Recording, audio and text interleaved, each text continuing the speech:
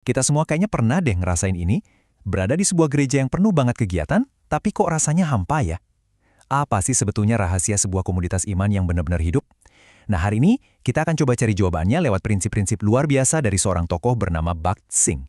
Coba deh pikirin sejenak. Banyak banget kan kegiatan, jadwalnya padat. Tapi apakah itu artinya gereja beneran hidup? Atau jangan-jangan cuma sibuk aja? Nah, pertanyaan krusial inilah yang akan kita bongkar bareng-bareng. Dan ternyata nih, jawaban atas pertanyaan besar tadi datang dari seorang pria asal India. Namanya Bakht Singh. Dia nggak cuma mikirin jawabannya, tapi dia benar-benar menghidupinya. Kisahnya ini ngasih kita semacam contoh nyata loh tentang gimana esensi iman yang sejati itu bisa dihidupkan kembali. Jadi, gimana kita akan membeda ini semua? Oke, kita akan mulai dari transformasinya yang super radikal. Lalu kita lihat gimana Roh Kudus memimpin pelayanannya, terus kita intip cetak biru gereja mula-mula yang dia tiru, dan kita akan pahami gimana pengaruhnya bisa menyebar luas tanpa ambisi pribadi. Dan yang paling penting, di akhir nanti, kita akan lihat apa artinya semua ini buat kita hari ini. Nah, semuanya itu dimulai dari satu titik. Bukan dari strategi canggih atau program yang keren, tapi dari sebuah perubahan hidup. Perubahan yang fundamental dan radikal banget. Coba dilihat bedanya. Jauh banget kan? Di satu sisi, Bakht Singh ini seorang akademisi yang brilian, sibuk dengan buku-buku, mencari kebenaran pakai akalnya. Tapi setelah perjumpaan itu, imannya bukan lagi sekedar teori di kepala. Iman itu jadi sebuah realitas nyata yang mengubah total arah hidupnya. Dan inilah poin utamanya. Perjumpaan yang sejati dengan Kristus itu bukan soal ganti label agama di KTP loh, tapi ini tentang sebuah transformasi total yang bisa dilihat semua orang setiap hari. Nah, ini langkah pertama untuk keluar dari jebakan sekedar sibuk. Tentu saja, hidup yang berubah secara pribadi ini nggak berhenti di situ aja. Pertanyaannya, gimana perubahan dari dalam ini bisa memancar keluar dalam pelayanannya? Nah, ini membawa kita ke pilar kedua, kekuatan yang datangnya dari dalam. Wah, ini benar-benar membalikkan logika dunia loh.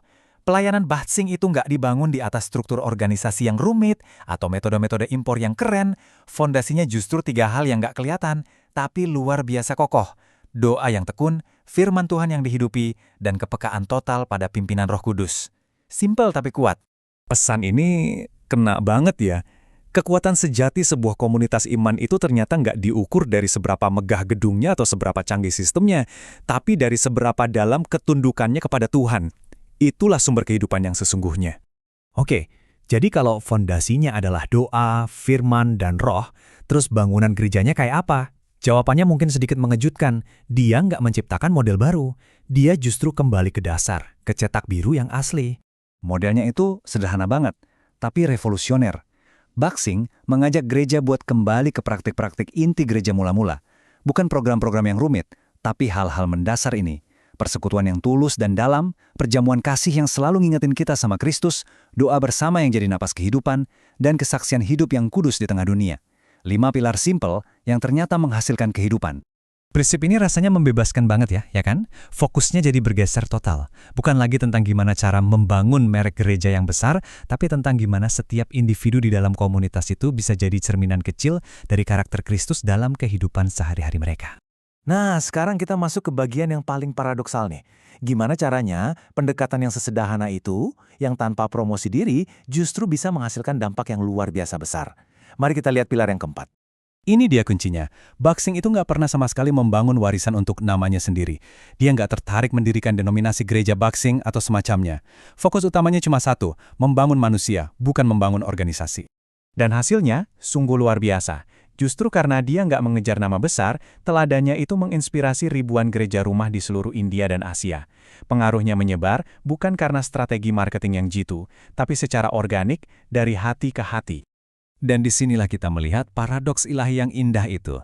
Ketika seorang hamba Tuhan berhenti mencari kemuliaan buat dirinya sendiri dan cuma fokus pada kemuliaan Kristus, justru di saat itulah Tuhan mengangkat dan memakai hidupnya secara luar biasa.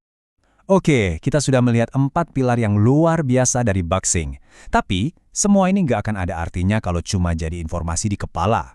Sekarang, mari kita bawa semua ini ke depan cermin dan bertanya, apa artinya ini buat kita hari ini? Pertanyaan pertama, mari kita jawab dengan jujur. Apakah iman Anda itu sesuatu yang diwariskan begitu saja, semacam tradisi keluarga? Atau apakah itu hasil dari perjumpaan pribadi dengan Kristus yang benar-benar mengguncang dan mengubah Anda dari dalam?